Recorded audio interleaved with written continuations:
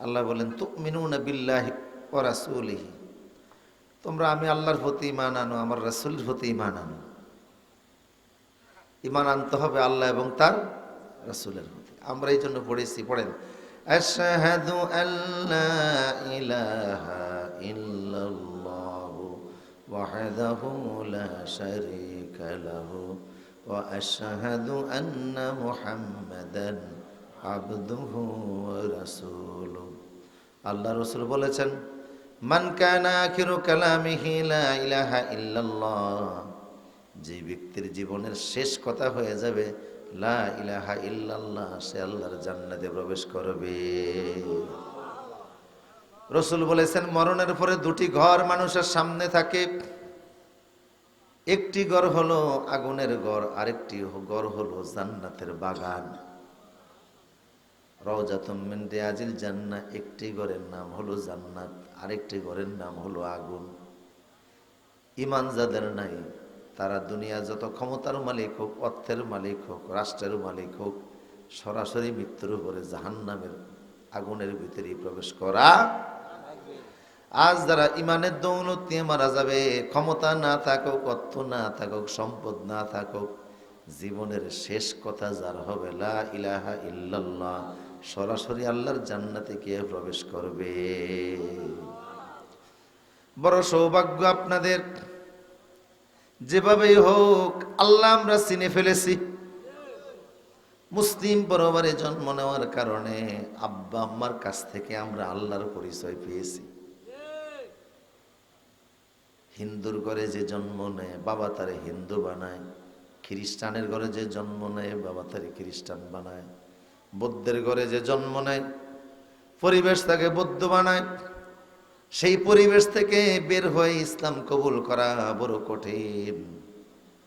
এই পৃথিবীতে এমনও লোক আছে যারা দৈনিক হাজার হাজার কোটি কোটি টাকা মানুষের কল্যাণে ব্যয় করে, কিন্তু অমুসলিম পরিবারে জন্ম নেওয়ার কারণে তারা মুশরিক, জাহান্নামী।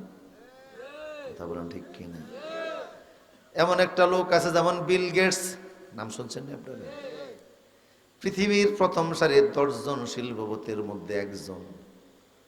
এই ভদ্রলোকের টাকা বাংলাদেশেও ব্যবহার হয়। চাঁদপুরের মতলব একটা থানা আছে, ওই থানার ভিতরে একটা ডায়রিয়ার হসপিটাল আছে, ICDDR। এরকম হসপিটাল শুধু মতলবে নয়, সারা বাংলাদেশে 4টা জায়গায় আছে। যতই আপনি রুগী নিয়ে যান, সেখানে গেলে কোনো 32 টাকা লাগে না, বেড ভাড়া লাগে না, চিকিৎসার টাকা লাগে না, ওষুধের টাকা লাগে না। প্রতিদিন হাজার হাজার রোগী সুস্থতা নিয়ে আসে, একটা টাকাও খরচ। স্বাভাবিক একজন ডাক্তার দেখাতেও তো 500 টাকা ফি লাগে। কথা বলে ঠিক কিনা? টেস্ট সহকারে দেখা যায় আরো অনেক টাকা ফি হয়ে যায়। সেখানকার ডাক্তার সবাই MBBS, কোনো টাকা লাগে না, বেড ভাড়া দেওয়া লাগে না, রোগীর ওষুধের টাকা লাগে না। এটা শুধু বাংলাদেশে নয়, পৃথিবীর 148টা দেশে এই ICDDR হসপিটাল আছে। প্রতিদিন কোটি কোটি টাকা বিল গেটস ব্যয় করে মানুষের কল্যাণে। যার হসপিটালে চিকিৎসা নিয়ে হাজার হাজার মুসলমান সুস্থতা লাভ করে, অথচ যার টাকায় সুস্থ হলো ইহুদি ধর্মের অনুসারী হওয়ার কারণে জান্নাতি না জাহান্নামী। তাহলে বোঝা গেল টাকায় মানুষের জান্নাত নেয় না, ক্ষমতায় মানুষের জান্নাত নেয় না, পয়সায় মানুষের জান্নাত নেয় না। জান্নাতে যাইতে লাগে ঈমান। এই জন্য আল্লাহ পাক বলছেন, কদ আফলাহাল মুমিনুন আল্লাযীনা হুম ফি সলাতিহিম খাশিউন। যারা ঈমান এনেছে ওরাই হলো সফল, ওরাই হলো আসল চতুর, ওরাই হলো বুদ্ধিমান। জমিনের সবচেয়ে দামি মানুষ হলো ঈমানদার। কথা বলেন ঠিক কিনা? যে ব্যক্তির, তবে ঈমান আনাটা বড় কথা নয়, ঈমান মুখে নিয়ে মৃত্যুবরণ করাটা হলো বড় কথা। শেষ মুহূর্তের সময়টা হলো গুরুত্বপূর্ণ। বহু মানুষ আছে বাইতুল্লাহ তাওয়াফ করতে গিয়ে মারা যায়, আর বহু মানুষ আছে সিনেমার হলের ভিতরেও মারা যায়। কিছু মানুষ আছে নামাজের সেজদা দিতে গিয়ে মারা যায়। কিছু মানুষ তো এমনও আছে টয়লেটের মধ্যে মারা যায়। কিছু মানুষ মন্দিরে মারা যায়, কিছু মানুষ ওয়াজ মাহফিলে এসেও মারা যায়। কথা বলেন ঠিক কি না? কিছু মানুষ আল্লাহর দ্বীন প্রতিষ্ঠার জন্য সংগ্রাম করতে গিয়ে জীবন দিয়ে শহীদ হয়ে যায়, আর কিছু মানুষ গণতন্ত্রের প্রতিষ্ঠা করতে গিয়ে মারা যায়। শেষ সময়টা হলো গুরুত্বপূর্ণ। সর্বশেষ আল আমরু বিল খাওয়াতিম, শেষ ভালো যার। আমার প্রিয় সুধী, এই জন্য আল্লাহ বললেন ব্যবসাটার প্রথম হলো তুমিনুনা বিল্লাহি ওয়া রাসূলিহি, আমি আল্লাহর প্রতি ঈমান, আমার রাসূলের প্রতি ঈমান। ব্যবসার দ্বিতীয় পদ্ধতি আল্লাহ বললেন ঈমানের পরে যে কাজটা করা লাগবে, অতুজাহিদুনা ফি সাবিলিল্লাহি বিআমওয়ালিকুম ওয়া আনফুসিকুম, তোমরা আমি আল্লাহর রাস্তায় জিহাদ করবা। এই জিহাদ আমি আল্লাহর রাস্তায় করবা জান এবং মাল দিয়া। জিহাদ একটি শব্দ, কোরআনের শব্দ। জিহাদ একটি ইবাদতের নাম। নামাজ পড়া যেমন ইবাদত, রোজা রাখা যেমন ইবাদত, হজ করা যেমন ইবাদত, জিহাদটাও একটা। তবে নামাজ, রোজা, হজ এগুলি হলো সহজ ইবাদত, জিহাদ হলো কঠিন ইবাদত। এই জন্য নামাজের যত সওয়াব আছে, জিহাদের সওয়াব তার চাইতে অনেক গুণে। আমার প্রিয় সুধী, নামাজ মসজিদে গেলে নামাজ পড়া যায়, ইমাম সাহেবের পিছনে ইক্তেদা করে দাঁড়াইলে নামাজ হয়ে যায়, সাহারি খাওয়ার পরে মাগরিবের সময় ইফতার করলে রোজা হয়ে যায়। কিন্তু জিহাদ করার জন্য জিহাদের ময়দানে যাওয়া লাগে, রক্ত দেওয়া লাগে, জান দেওয়া লাগে। এটা এত বড় ইবাদত, এত বড় ইবাদত। আল্লাহ ইবাদতের মধ্যে আল্লাহ সবচেয়ে পছন্দের ইবাদত। এই জন্য আল্লাহ বললেন এই ব্যবসাটা আমার সাথে করো। জিহাদ একটি ফরজ ইবাদত। ইহুদিরা জিহাদের নাম দিছে সন্ত্রাস, আর ইহুদিদের সাথে কণ্ঠ মিলায়া বহু মুসলমান শাসক জিহাদটাকে জঙ্গিবাদ বানাই ফেলছে। বিগত সরকারের আমলে জঙ্গি অনেক নাটক হয়েছে, জঙ্গি নাটক সাজায় নিরপরাধ বহু আলেমকেও গ্রেফতার করা হয়েছে। জায়গায় জায়গায় জঙ্গি নাটক খেলা হয়েছে। ডক্টর জাকির নায়েকের দাওয়াত ভারতে বন্ধ করার জন্য বাংলাদেশেও নাটক সাজানো হয়েছে। পিস টিভি বন্ধ করে দেওয়া হয়েছে। ভারতের হিন্দুবাদী মোদিরা দেখলো এই ভারতের হিন্দুত্ববাদী যে সরকার আছে তাদেরকে ধরে রাখা যাবে না, কারণ মূর্খ মানুষ একরকম, শিক্ষিত লোক আরেক রকম। শিক্ষিত লোকদের কিছুটা হলেও তো বুঝ জ্ঞান আছে, তারা বুঝতেছিল আমাদেরকে ধর্মের জাতাকলে ফিষ্ট কইরা যে ভুলভাল বোঝায়, এটা আসলে ধর্ম হতে পারে না। গরুর পেশাব খাওয়া ধর্ম হতে পারে না, গোবর খাওয়া ধর্ম হতে পারে না। কথা বলেন ঠিক কিনা? মাটি দিয়ে নিজের হাতে খোদা বানায় খোদার সামনে লুটিয়ে পড়লাম, এটা ধর্ম হতে পারে না। গরুর দুধ খাই, আবার পেশাবও খায়, আবার মাও ডাকে, আবার সুযোগ পাইলে মাছ চামড়া দিয়া জুতা বানিয়ে ডকডক কইরাও হাঁটে। শিক্ষিত লোকেরা বুঝে এটা ধর্ম হতে।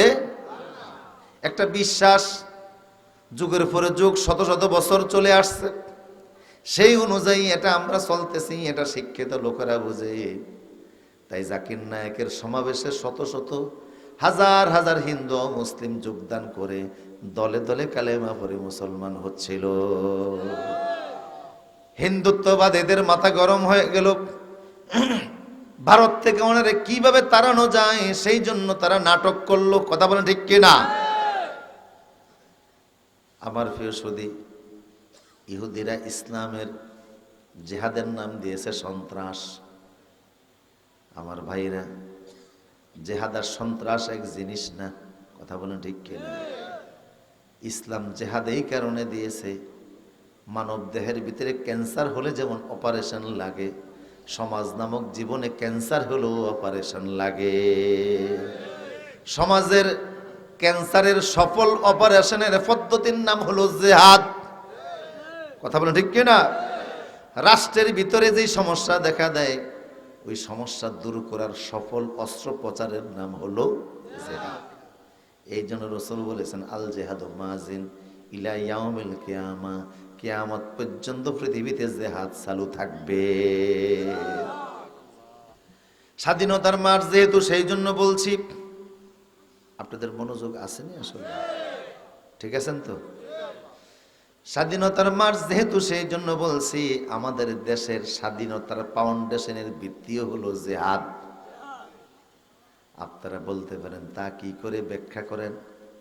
মুখস্থ বলছি না, জ্ঞানী লোকেরা বুঝবেন। ব্যবসার নামে বাহানা করে ইস্ট ইন্ডিয়া কোম্পানি, ব্রিটিশরা এই দেশে এসেছিল, 200 বছর শাসন করছে। কথা বলেন ঠিক কিনা?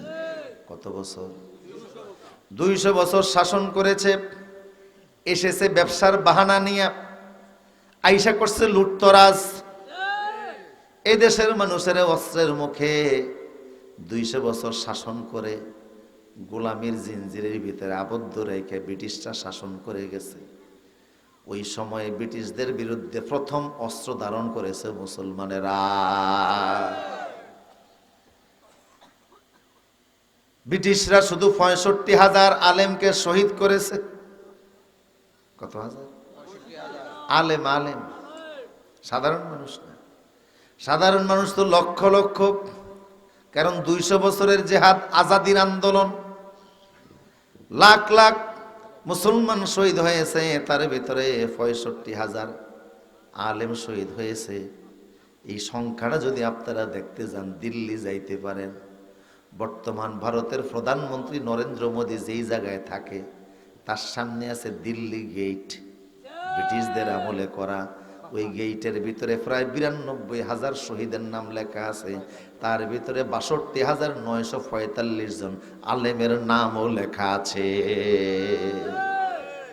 ব্রিটিশ বিরোধী আন্দোলনে যারা জীবন দিয়েছিল, প্রথম ব্রিটিশদের বিরুদ্ধে কথা বলেন শাহ আব্দুল আজিজ মুহাদ্দিস দেহলভী রহমাতুল্লাহ আলাইহি। কথা বলতে গিয়ে তিনি এক পর্যায়ে বললেন, ব্রিটিশদের বিরুদ্ধে জিহাদ করা ফরজ। সুবহানাল্লাহ। তিনি এক বিপ্লবী ফতোয়া দিলেন। বিপ্লবী এমন এক ফতোয়া দিলেন, ব্রিটিশদের বিরুদ্ধে জিহাদ করা ফরজ।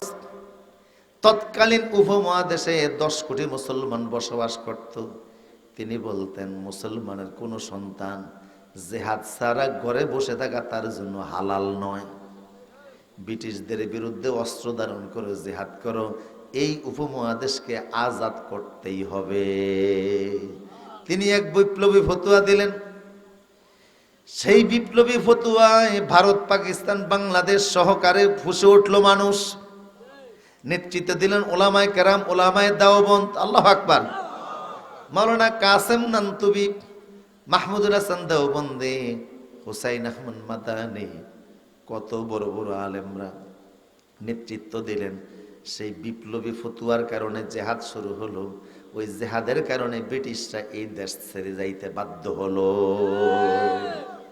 ফতুয়ার কারণে বিপ্লব, বিপ্লবের কারণে জেহাদ, জেহাদের কারণে ভারতের স্বাধীনতা, ভারত স্বাধীন হওয়ার কারণে পাকিস্তানের স্বাধীনতা, পাকিস্তান স্বাধীন হওয়ার কারণে বাংলাদেশের স্বাধীনতা। কথা বলেন ঠিক কিনা?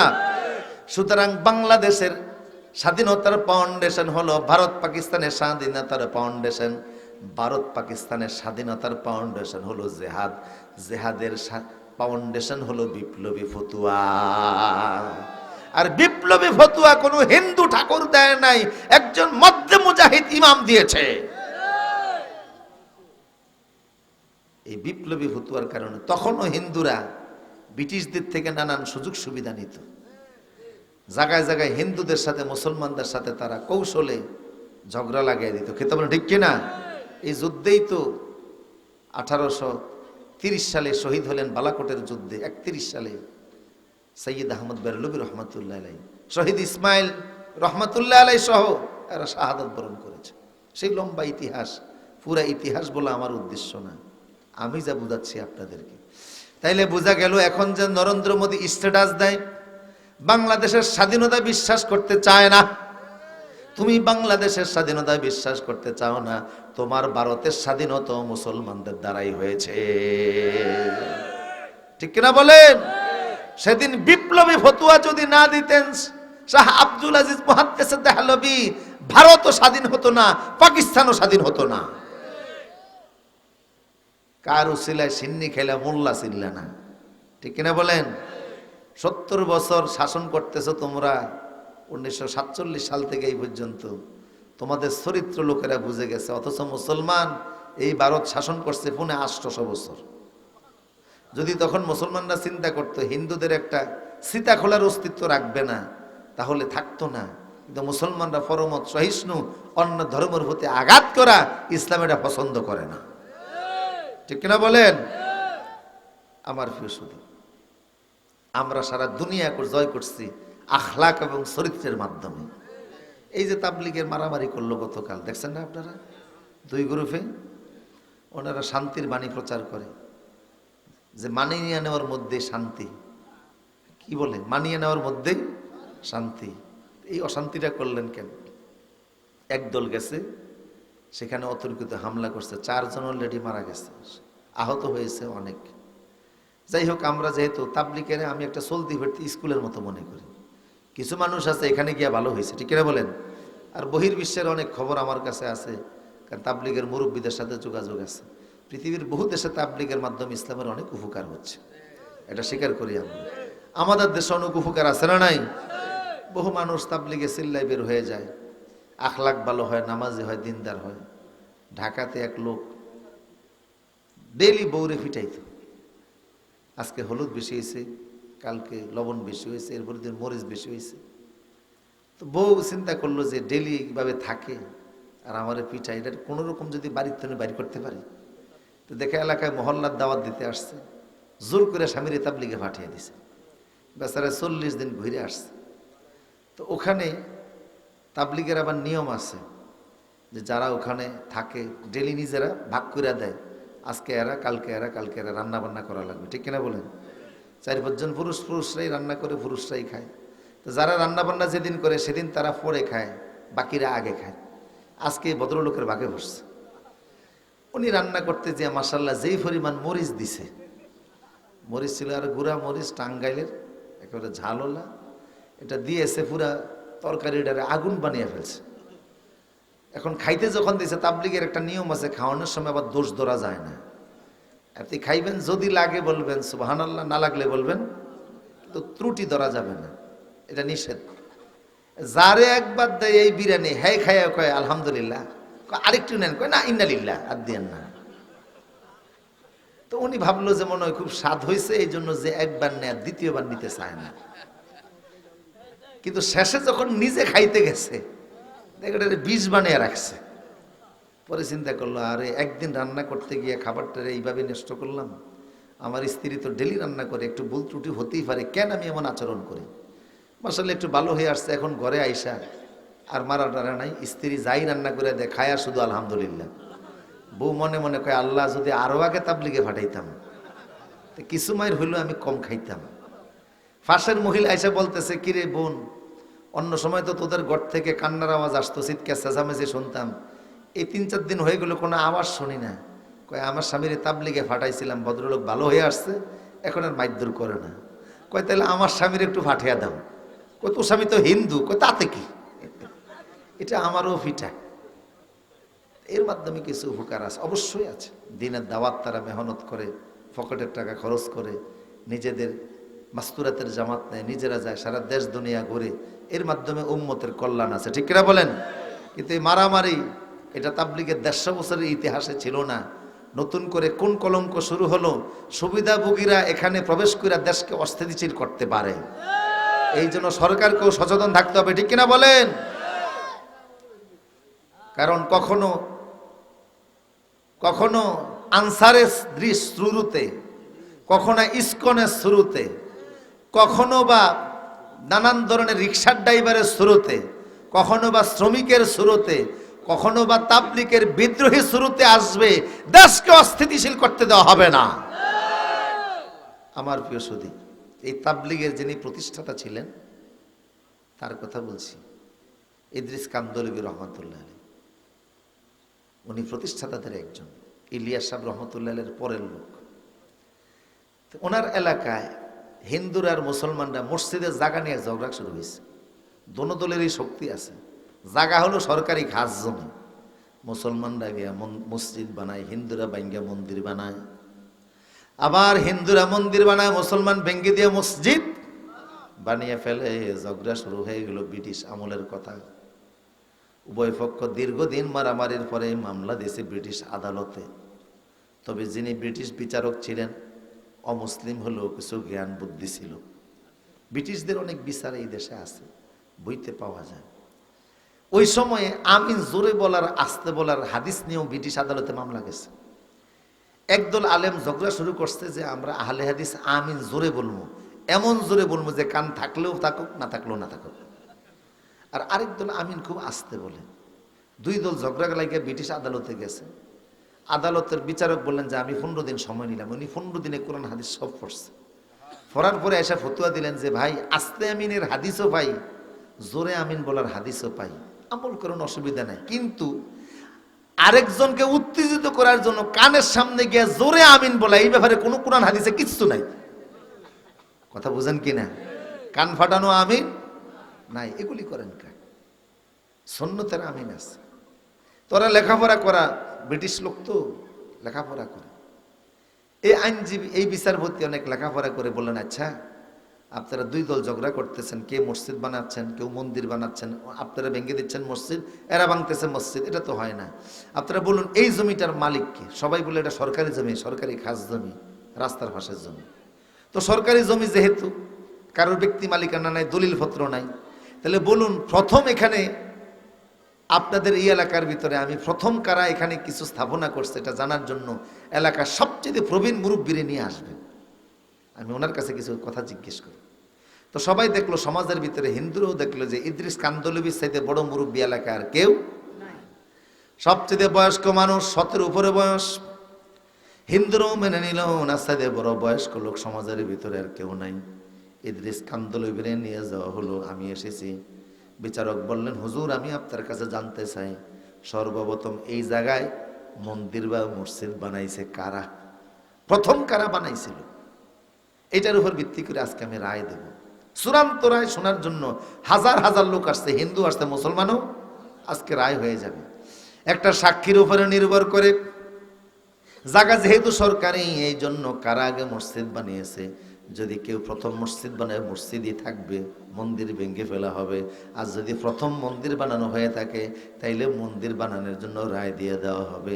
ইদ্রিস কান্দলবি বললেন আমার বয়স অনেক বেশি, আমার জানা মতে সর্বপ্রথম মন্দির বানানো হয়েছিল। মুসলমানরা পরে মন্দির ভেঙে মসজিদ বানাইছে। চিৎকার চেঁচামেচি শুরু হয়ে গেল আদালতে। পারে না ওনারা ধরে ফিটায়, আপনি বললেনটা কি? উনি বলেন আমি সত্য কথা বলছি। তা আপনার সত্যের মধ্য দিয়ে তো আমাদের ইজ্জত সব শেষ, যেটা নিয়ে দীর্ঘদিন লড়াই করলাম, সংগ্রাম করলাম, আজকে আপনার এই কথার মাধ্যমে আমাদের সব শেষ, মান সম্মান শেষ। উনি বললেন শোনো, মান সম্মান বড় কথা নয়, সত্য হলো বড় কথা, নবীর আদর্শ। রাসূলুল্লাহ বলেছে কখনো মিথ্যা বলো না। কথা বলেন ঠিক কিনা? কখনো মিথ্যা বলো না। ফাইন্নাস সিদকা, কারণ সত্য কথা ইহাদি ইলাল বিররি, নেক কাজের দিকে মানুষকে নিয়ে যায়। ওয়া ইন্নাল বিররা ইয়াহদি ইলাল জান্নাহ, সত্য কথা আল্লাহর জান্নাত পর্যন্ত পৌঁছায় দেয়। আপনার হাদিস বাদ দেন, আপনার হাদিস বলার কারণে আজকে এখানে গোলমাল। মান সম্মান শেষ, সমাজে আর মুখ দেখাইতে পারবো না। মুসলমানদের অনেক বকাঝকা তিনি শুনলেন, আদালত থেকে নীরবে বের হয়ে গেলেন। সমাজের মানুষ ওনারে, মুসলমানরা বয়কট করলে যে এই বুড়া বৃদ্ধকালে একটা ফেস লাগিয়ে দিছে। সত্য কথা বলতে গিয়ে আদালতে আমাদের মান সম্মান সব খাইছে। ওনার সাথে কেউ কথা বলে না। হঠাৎ করে একদিন রাত্রিবেলা 4টার দিকে উনি দেখে আলোর মশাল নিয়ে হাজার হাজার মানুষ। উনি ভাবলেন মুসলমানরা রাগ কইরা হয়তোবা ওনার সত্য বলার কারণে মন্দির ভাঙ্গা যেহেতু মসজিদ হবে, মসজিদ ভাঙ্গা যেহেতু মন্দির হবে, সেই জন্য মুসলমানরা আসছে ওনার বাড়িঘরটা আগুন দিয়ে জ্বালিয়ে দেওয়ার জন্য। উনি ভীত সন্ত্রস্ত হয়ে ঘরের কোণে লুকিয়ে রইলেন। এমন সময় দেখেন কিছু লোক দরজায় আওয়াজ করতেছে, কে তোমরা? আমরা সমাজের হিন্দু লোক, এই সমাজের হিন্দু মানুষ আমরা, তোমাদের জন্য না রায় হয়ে গেছে, তোমরা মন্দির বানাও, কেন আমার ঘরে আসছো? কই হুজুর দরজা করেন, কথা আছে। দীর্ঘ 50 বছরের যে মামলা আদালতে চললো, পূর্বপুরুষ থেকে বহু মারামারি হলো, আপনি চাইলে একটা মিথ্যা কথা বইলা মসজিদের পক্ষে রায় আনতে পারতেন, কিন্তু আদালতে এমন কঠিন পরিস্থিতিতে যেই লোক সত্য কথা বলে, এই লোক যদি এত সুন্দর সত্য কথা বলে, এদের নবী না জানি আরো কত বড় সত্যবাদী ছিল। আমরা সমাজের সব হিন্দু মিলে সিদ্ধান্ত নিয়েছি, ওই নবীর কালেমা কবুল করে আমরা মুসলমান হয়ে যাব। আগামীকাল এই জায়গার ভিতরে মন্দিরের পরিবর্তে মসজিদ হবে। আমরা চাঁদা তুলেছি, সবাই মিলে মসজিদ বানায়া আপনার ইমামতিতে আমরা সালাত আদায় করব। ইসলাম সারা দুনিয়া জয় করেছে আদর্শ দিয়া, ঠিক কিনা বলেন? আমার প্রিয় সুধী, মুসলমানরা যদি চিন্তা করত, হিন্দুদের অস্তিত্ব ভারতে থাকতো না। অথচ ভারতের এখন জায়গায় জায়গায় মুসলমানদের উপর হামলা করতেছে, মসজিদগুলির ভিতরে আগুন দিয়া জ্বালাই দিতেছে, কথা বলেন ঠিক কিনা? নির্যাতিত হচ্ছে। তারপরে এর জন্য বাংলাদেশে কোনো হিন্দু বৌদ্ধ খ্রিস্টান দায়ী না, এটা ভারতের বিষয়। আমরা আমাদের শালীন ভাষায় প্রতিবাদ করব। আর যদি গজওয়াতুল হিন্দ চালু হয়ে যায়, আমরা দলমত নির্বিশেষে ইসলামের পক্ষে জেহাদে ঝাঁপিয়ে পড়ব। রাসূল বলেছেন, হিন্দুস্তানের সাথে মুসলমানদের একটা যুদ্ধ হবে, এটার নাম হলো গাজওয়াতুল হিন্দ, কিয়ামতের আগে হবে। অলরেডি আলিফ মাহমুদ ইসকনের সদস্যদের হত্যার মাধ্যমে গাজওয়াতুল হিন্দ শুরু হয়েই গেছে। আল্লাহ রাসূল বলেছে, ওই জিহাদে যারা শহীদ হবে, বদরের সাহাবীদের মতো আল্লাহ মর্যাদা দান করে দিবে। ওই জিহাদ বড় কঠিন জিহাদ, রাসূল এটাও বলেই চুপ করে থাকলেন। কারণ অনেক শহীদ হবে, মুসলমানদের রক্তের বন্যা বয়ে যাবে। শত শত নয়, হাজার হাজার নয়, লাখ লাখ নয়, কোটি কোটি মুসলমান শহীদ হয়ে যাবে, মুসলমানদের রক্তের নদী হয়ে যাবে। অনেক শাহাদাতের পরে কিছু মুসলমান বাকি থাকবে, তাদের হাতে হিন্দুস্তানের বিজয় আল্লাহ দান করে দিবে। আর একদল মুসলমান থাকবে মুনাফিক, যারা ইসলামের পক্ষে কাজ করবে না, গাজীও হইতে চাইবে না, শহীদও হতে চাইবে না। ওরা জিহাদের ময়দান থেকে দূরে থাকবে, ইনিয়া বিনিয়া অমুসলিমদের পক্ষে কথা বলবে। কথা বলেন, আছে না নাই? বিগত সময় আমরা দেখেছি হিন্দুস্তানের পক্ষে দালালি করে এমন শত শত পত্রিকাও আছে না নাই? ভারতে সীমান্ত এলাকায় আমাদের ফেলানিকে হত্যা করে, কত যুব সমাজকে হত্যা করে। অথচ দেখলাম মিডিয়ার মাধ্যমে গত কয়েক বছর আগে ভারতের একটা হাতি ঢুকছে বাংলাদেশে, এই হাতি নিয়ে কান্নার কোনো শেষ নাই। মিডিয়ার লোকেরা খালি হাতির পিছনে দৌড়ায়, কত ভঙ্গিতে ছবি তোলে, কত কিছু করে। কথা বলেন না, ঠিক কিনা? আমার প্রিয় সুধী, ইসলামের প্রতি যাদের দরদ নাই, জিহাদ যারা করতে চাইবে না, তারা হলো মুনাফিক। তারা কি? আর মুনাফিকদেরকে আল্লাহ ঈমান নিয়ে মরতে দিবেন। আল্লাহ রাসূল বলছেন, মান মাতা ওয়ালাম ইয়াকযু ওয়ালাম ইউহাদ্দিস নাফসাহু, যে ব্যক্তি মারা গেল অথচ জিহাদের তামান্না, জিহাদের আকাঙ্ক্ষা তার অন্তরে ছিল না, এই লোক মাতা শোবাতুম মিনান নিফাক, ওই লোকটি মুনাফিকের হালতে মারা গেল, আল্লাহর জান্নাতে তার জন্য যাওয়ার কোনো সুযোগ নাই। জিহাদ থাকবে কিয়ামত পর্যন্ত। শিরিক কুফর বাতিলের বিরুদ্ধে জিহাদ করা লাগবেই। জিহাদের প্রশ্ন আসলে মুসলমানের ভ্রু কুঞ্চিত হতে পারে না, ঠিক না বলেন? দিন প্রতিষ্ঠার সংগ্রামে নারী পুরুষ সবাইকে জিহাদে যেতে হবে, এটা ফরজ যিনি করে দিয়েছেন তিনি কে? আমার প্রিয় সুধী, জিহাদের আয়াতগুলি বাধ্যর জন্য ভারতের আদালতে রিট পর্যন্ত হয়েছে। কারণ দুনিয়ার সব কাফেরেরা মুসলমানদের জিহাদকে ভয় পায়। এই যে আফগানিস্তানের মুজাহিদরা জিহাদ করে আমেরিকানদেরকে এমন পিটান পিটাইছে, লেজ গুটিয়ে আফগান ছাড়তে বাধ্য হয়েছে। আবার আমেরিকারদের দালাল বাশার আল আসাদ সিরিয়াকে 13 থেকে 14 বছর জ্বালাইছে। মুজাহিদরা যখন খেপে গেলেন, সারা দেশের মানুষকে ঐক্যবদ্ধ সংগ্রাম করলেন, ওই আমেরিকার দোসরও সিরিয়া ছেড়ে পালাতে বাধ্য হয়েছে। এই জন্য জিহাদকে ভয় পায়। কথা বলেন ঠিক কিনা? আমার প্রিয় সুধী, সাহাবায়ে কেরাম জিহাদের প্রতি ছিলেন অনড়। দুনিয়া যত সাহাবী রসুলের ছিল সবাই জিহাদের নাম শুনলেই দৌড়িয়ে যাওয়ার চেষ্টা করতেন। বাচ্চাগুলি পর্যন্ত জিহাদের ময়দানে চলে যাইতো। হযরত ওসামা রসুলের পালক পুত্রের সন্তান, হুজুরের নাতি, সুবহানাল্লাহ। হযরত যায়েদ বিন হারেসা রসুলের পালক পুত্র ছিলেন, তার ছেলে ওসামা রসুলের কাছে আসতে উহুদের যুদ্ধে যাওয়ার জন্য। রসুল বললেন, তোমার বয়স কম, উহুদের যুদ্ধে তোমার যাওয়ার অনুমতি দেওয়া হবে না। বাচ্চাটা কাঁদতে কাঁদতে বাড়ি চলে গেছে, চোখের পানি ছেড়ে কাঁদতেছে। 2 বছর পরে খন্দকের যুদ্ধ চলে আসলো। এই যুদ্ধে রসুল সৈনিকদেরকে বাছাই করতেছে, ও আয়সা সিরিয়ালে দাঁড়াইছে। রসুলকে কয়, নানা যান, দাদা যান, এবারে যুদ্ধে আমার বাদ দিয়েন না। এই দেখেন আমি আগের চাইতে অনেক বড় হয়েছি, দেখেন আমি লম্বা হয়ে গেছি। হুজুর তাকে দেখে আঙ্গুলের উপর ভর করে উঁচা হইয়া দাঁড়াইছে। হুজুর তার এই স্পিরিট দেখে বললেন, যাও, তোমার জিহাদের অনুমতি দিয়া দিলাম। এই ওসামার যখন 20 বছর বয়স, রোমানদের সাথে যুদ্ধ হবে, রসুল তারে সেনাপতি বানালেন। অথচ আবু বকর জিন্দা, ওমর জিন্দা, বড় বড় সাহাবেদের উপস্থিতিতে 20 বছরের ভরা যুবককে রসুল জিহাদের ময়দানের অনুমতি দিলেন। বোঝা গেল যুবকদের মাধ্যমেই কিন্তু ইসলাম প্রতিষ্ঠা হয়েছে। কথা বলেন ঠিক কিনা? যুবকরা চাইলে সব পারে। দেশের পরিবর্তন যদি করতে চায়, যুবকদের ভূমিকাই যথেষ্ট। 24-এর গণবিপ্লবে বৈষম্য বিরোধী ছাত্র আন্দোলন থেকে এমন মহা বিপ্লবে এটা রূপ নিল, স্বৈরাচার এমন ভাবে গেছে দুপুরের খাবারও খাইতে পারে নাই। যুবকদের শক্তি যদি ইসলামের পক্ষে কাজ করে, দুনিয়ার কোন শক্তি এদের সামনে দাঁড়াইতে।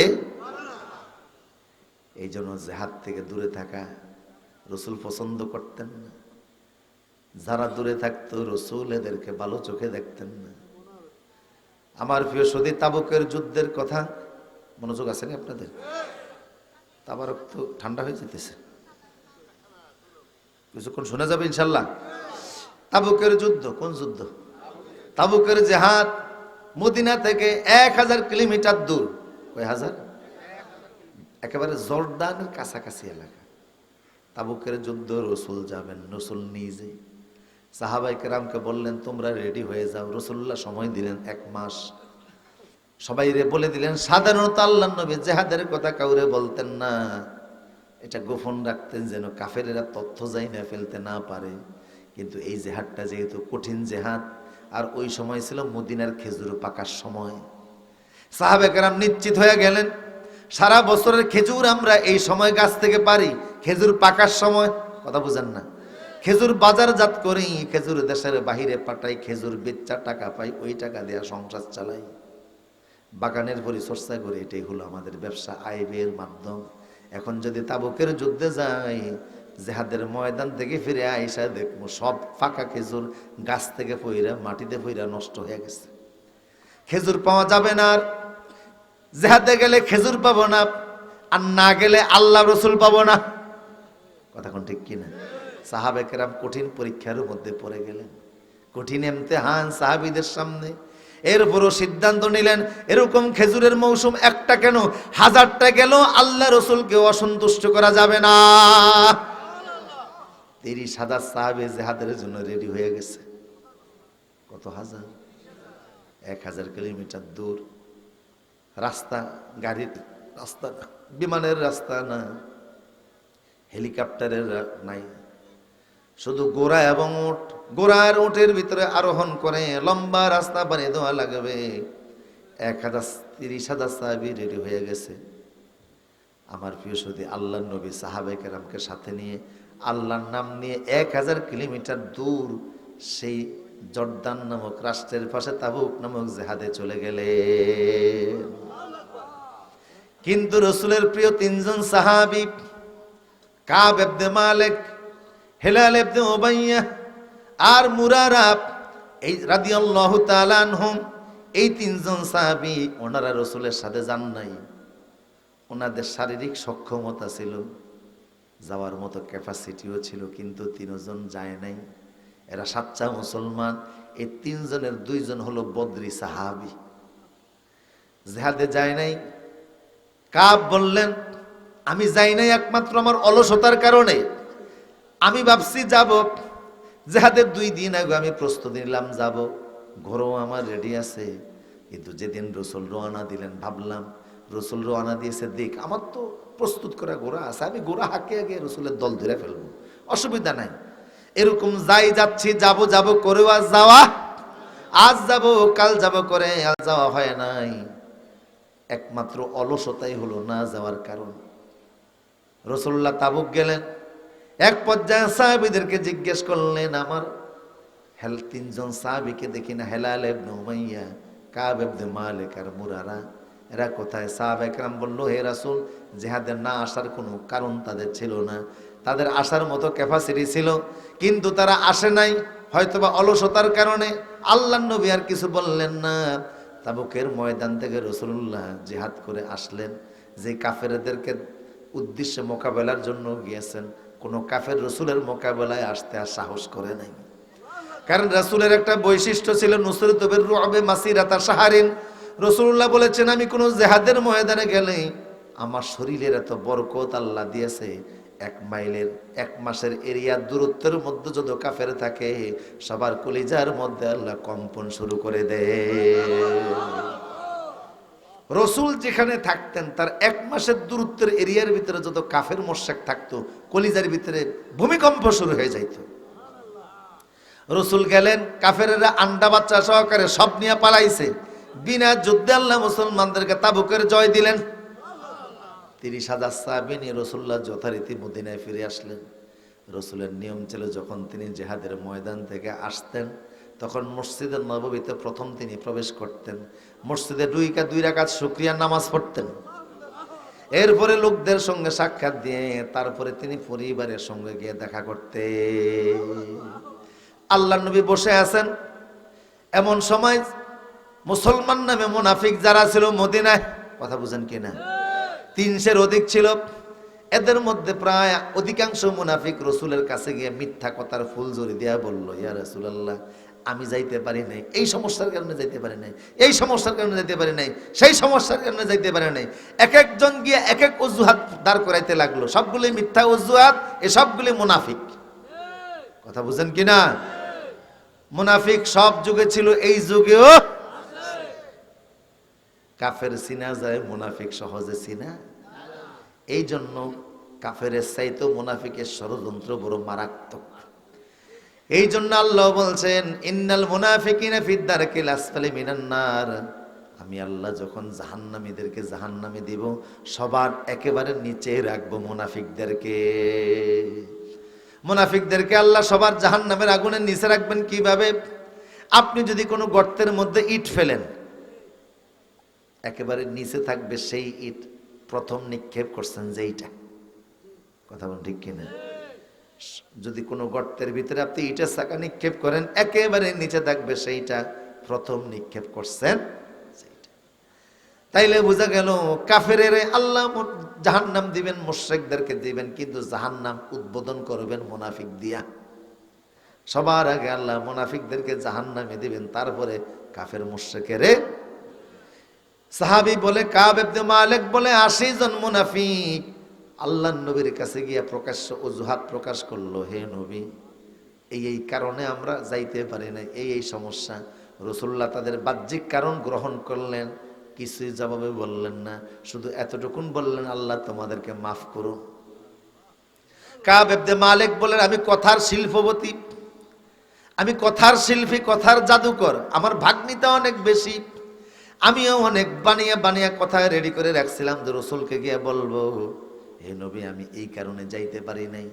কিন্তু যখন রসুলের সামনে গিয়া বসলাম, আল্লাহর নবী আমারে যখন বললেন, ও কাব ইবনে মালিক, তুমি জিহাদের ময়দানে যাও নাই কেন? তাবুকের যুদ্ধে যাও নাই কেন? কি সমস্যা ছিল তোমার? রসুল যে আমার দিকে তাকাইলেন, আমিও যখন রসুলের চেহারার দিকে তাকাইলাম, এতক্ষণ বানানো যত কথা আমার মনে ছিল সব ভুইলা গেলাম। বুঝেন না কথা? এই যে দীর্ঘদিন যাবত যত কথাবার্তা আমি বানাইছি, এখন একটাও মনে। রসুলকে বললাম, হে রসুল, আমার এই জিহাদের ময়দানে না যাওয়ার কোনো কারণ ছিল না। হুজুর বললেন, কোনো টাকার সমস্যা ছিল না? টাকা পয়সাও ছিল। রসুল্লাহ বললেন, ঘোড়ার সমস্যা ছিল না? কেন, ঘোড়াও ছিল। তুমি অসুস্থ ছিলা? বলে আমিও সুস্থ ছিলাম। তাহলে যাও নাই কেন? হুজুর যাই নাই একমাত্র অলসতার কারণে। যাবো যাবো যাই যাচ্ছে কই আর যাওয়া, এই যাইতেছি এই যাব, আপনার সাথে যাব, আচ্ছা পরে যাই, পরের দিন যাব, আচ্ছা তার পরের দিন যাই, এইভাবে করে যাব যাব করে আর যাওয়া হয় নাই। হে নবী, আমার যাওয়া হয় নাই। আসলে যাওয়ার মতো শারীরিক সক্ষমতাও ছিল, টাকা পয়সাও ছিল, ঘোরাও ছিল, না যাওয়ার কোনো কারণ ছিল না। কিন্তু এই জিহাদের ময়দানে আমার না যাওয়ার একমাত্র কারণ হলো কি? সবাই বলেন। রাসূলুল্লাহ বললেন, কাব ইবনে মালিক সত্য বলেছে। তবে কাব, ও কাব শোনো, আমি রাসূল ঘোষণা দিচ্ছি, মদিনার মুসলমানরা শোনো, কাব কিন্তু সত্য কথা বলছে, ঠিক কিনা? কিন্তু মদিনার মুসলমানেরা, কাব যেহেতু তার ওজর পেশ করেছে, অলসতার কারণে জিহাদের মাঠে যেতে পারে নাই। কাবের ব্যাপারে আমি রাসূল তোমাদেরকে বলতেছি, এখন থেকে তোমরা কেউ কাবের সঙ্গে কথা বলবে না যতক্ষণ আল্লাহ তারে ক্ষমা না করে। অলসতার কারণে কান জিহাদে গেল না, সত্য কথাই সে বলেছে, তার ওজন আমি গ্রহণ করেছি, কিন্তু আল্লাহ তারে ক্ষমা না করা পর্যন্ত, ক্ষমার ঘোষণা না আসা পর্যন্ত তোমরা কেউ কাব ইবনে মালিকের সাথে কথাবার্তা, শুধু কথা বলবা না, লেনদেন করা যাবে না, সালাম কালামও দেওয়া যাবে না, সালামও দেওয়া যাবে না, সালামের উত্তর নেওয়াও যাবে না। আমার ভাইরা বলুন তো, রাসূলুল্লাহ যে এই যে বয়কটের কথা বললেন সাহাবীকে, রাসূলকে নিজের থেকে কোনো কথা বলে না আসমানের হুকুমে বলে? মা ইয়ানতিকু আনিল হাওয়া ইন হুয়া ইল্লা ওয়াহয়ুন ইউহা। রাসূল কোনো কথা বলেন না, আল্লাহ যেটা বলতে বলে সেটাই তিনি বলেন।